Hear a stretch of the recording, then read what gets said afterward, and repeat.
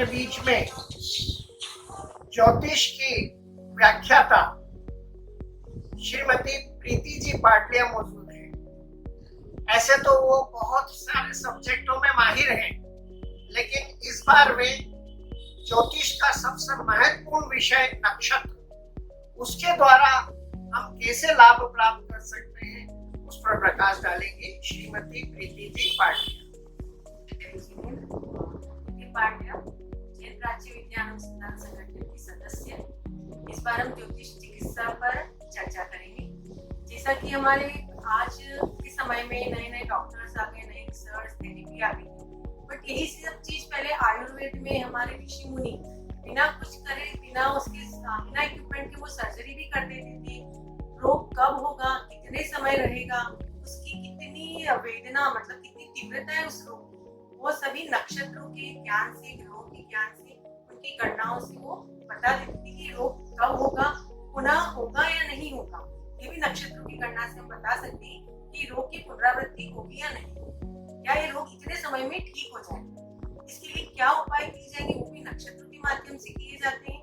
कि जैसे नक्षत्र, हर नक्षत्र के अपने एक देवता है। उसके अलावा नक्षत्रों के पेड़, नक्षत्रों की जड़ी बूटियां, हम उनकी संविधा से हवन कर सकते हैं। उनके देवताओं के नाम की जाप पूजा वगैरह कर सकते हैं, दान आदि कर सकते हैं। हम उन वृक्षों का वृक्षारोपण करके भी अपने घर में या कहीं गार्डन में उनका वृक्षारोपण करके भी हम अपने नक्षत्रों की शांति कर सकते हैं।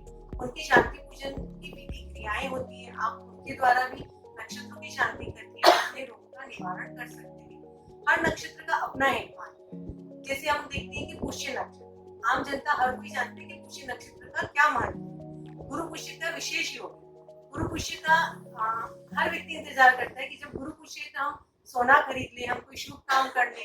क्यों? क्योंकि उस दिन कितने भी अशुभ योग हो, पर गुरु पुष्य की वजह से सभी योग शांत हो जाते हैं और गुरु पुष्य का अपना महत्व है।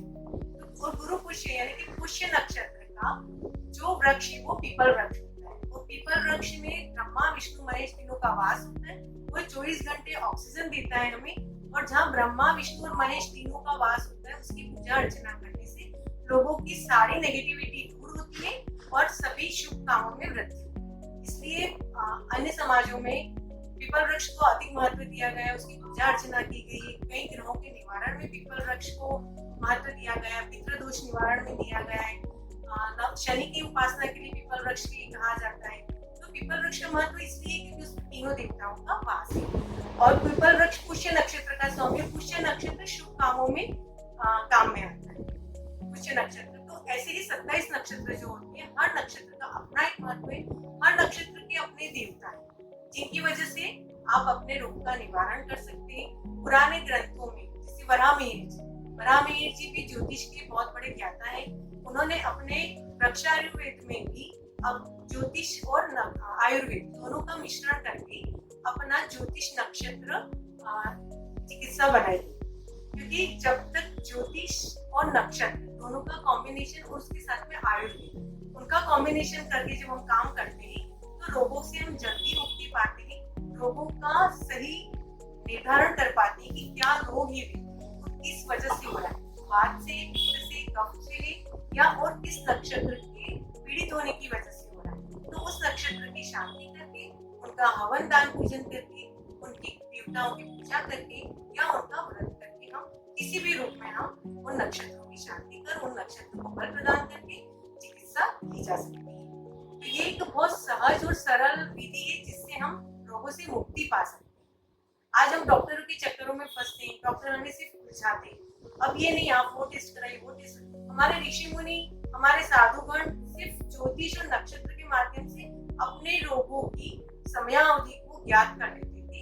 उतने समय में अपनी साधना में लीन रहकर उन ग्रहों के जाप और उनकी वजह से वो अपने रोगों को सहन कर उन्हें उनसे बाहर आ जाए।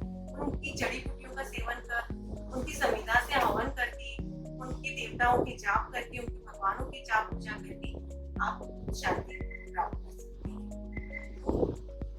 प्रीति जी, मेरा प्रश्न ये है कि यदि कोई व्यक्ति शुभ नक्षत्र में पैदा हुआ और कोई अशुभ नक्षत्र में पैदा हुआ, तो जो शुभ में पैदा हुआ तो वो जीवन पर्यंत शुभ में ही अपना जीवन व्यतीत करेगा, और जो अशुभ में पैदा हुआ, क्या वो कभी अच्छा जीवन नहीं जी पाएगा?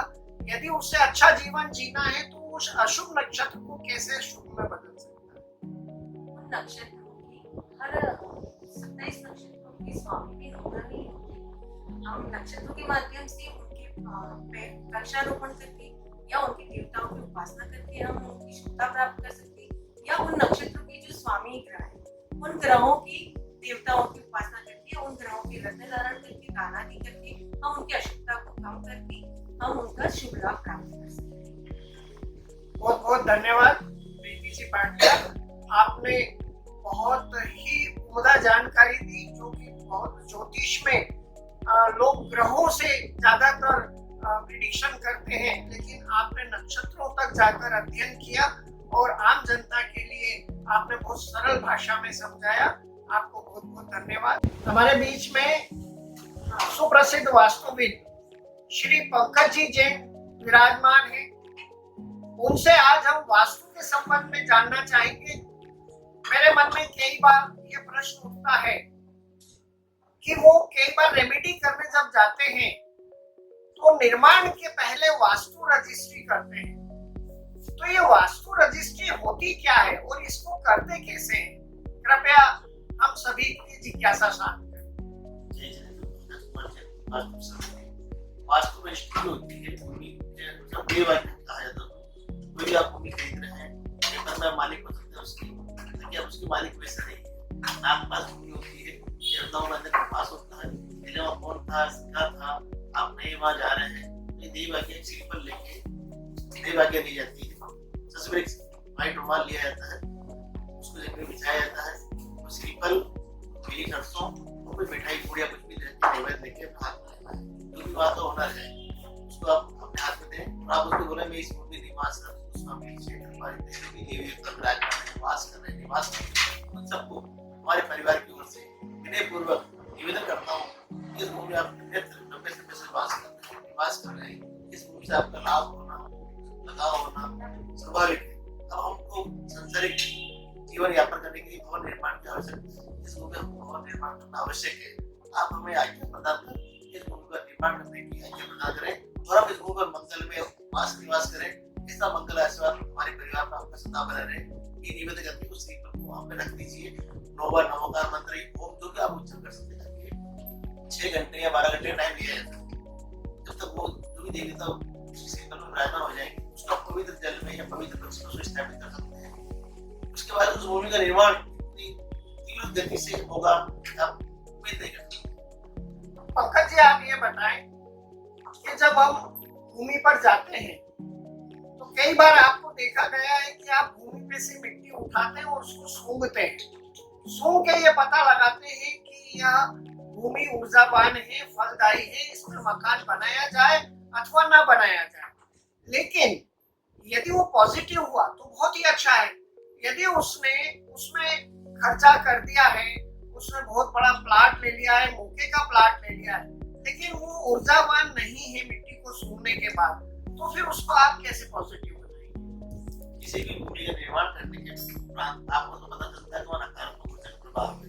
उसको शुद्धि करने के बहुत सारे अनंत उपाय दिए गए हैं, जैसे सर्वोषधि पाउडर है, गौमूत्र है, गंगा जल है, जैन विधि में तंत्र का उपयोग कर सकते हैं। इसी प्रकार भूमि को एक मिट्टी का खुदाई करके उस मिट्टी को बाहर निकाल नई मिट्टी का रोपण करते हैं और वहाँ पर पिरामिड्स वगैरह करते हैं, बढ़ा सकते हैं। और सफेद पीली सरसों, सफेद सरसों जहाँ भी आप डालते हैं वो भूमि की कई गुना ऊर्जा बढ़ा देती है। 5 सालों की मिट्टी और सवार मिट्टी, किसी बहुत सारी जगह मिट्टी लेके भी कोई नदियों का जल, ये सब उस भूमि में सेवन करेंगे, उस भूमि कई गुना ऊर्जा आप बन सकते हैं। कई बार देखा गया है कि 50 साल से कोई परिवार एक घर में रह रहा है और जब तीसरी या चौथी पीढ़ी आती है उसे समस्याएं आना शुरू हो जाती है, और इस बीच किसी वास्तुविद को बुलाया और उसने वास्तु दोष उस घर में बता दिया, तो क्या 3 पीढ़ी तो सुखपूर्वक रही, चौथी पीढ़ी ही क्यों ग्रसित हो जाती है? क्या है कि उस भूमि निवास करने वाले जो पुण्यात्मा थे, पुण्यात्मा उस भूमि पर था, जैसे ही वो उस भूमि से निवास छोड़ा तो वहाँ पर रहने वालों की इतनी एनर्जी का ऊर्जा पावर नहीं होने के कारण उस भूमि के वास्तु उस भूमि में प्रभावी होने लग जाते हैं। उस कारण को तकलीफ आती है और वो वास्तु उसको धन्यवाद पंकज जी, आपने बहुत ही सरल भाषा में और आम जनता के लिए वो शानदार जानकारियां दी। आपको बहुत बहुत धन्यवाद। जैन प्राच्य विद्या अनुसंधान संगठन की उपाध्यक्ष श्रीमती मनीषा जी चेलावत हमारे बीच में उपस्थित है। आज की मीटिंग में वो हमें बताने वाली है कि रिस्ट वॉच के द्वारा समस्याओं का कैसे निवारण किया जा सकता है। वैसे तो जीवन में आने वाली समस्याओं के विभिन्न प्रकार से निवारण किए जाते हैं, जैसे रत्न पहनना या कोई जड़ी बूटी को पहनना, जाप करना, मंत्र जाप करना, अनुष्ठान करना या तर्पण करना। लेकिन मनीषा जी बहुत ही नया विषय निवारण के लिए हमारे बीच लेकर आई है। आपको बहुत ही अद्भुत जानकारी देने के लिए उपस्थित है श्रीमती मनीषा जी चेला। सभी को नमस्कार। ये बहुत सही है कि हम जैसे ग्रहों का निवारण करते आ रहे हैं स्टोन से, वैसे आप एक घड़ी को पहनकर, इन कलर्स को आप चॉइस करके घड़ी का पहनकर आप अपना, अपने बच्चों का और अपने पूरे परिवार का आप बहुत अच्छे से भविष्य बना सकते हैं।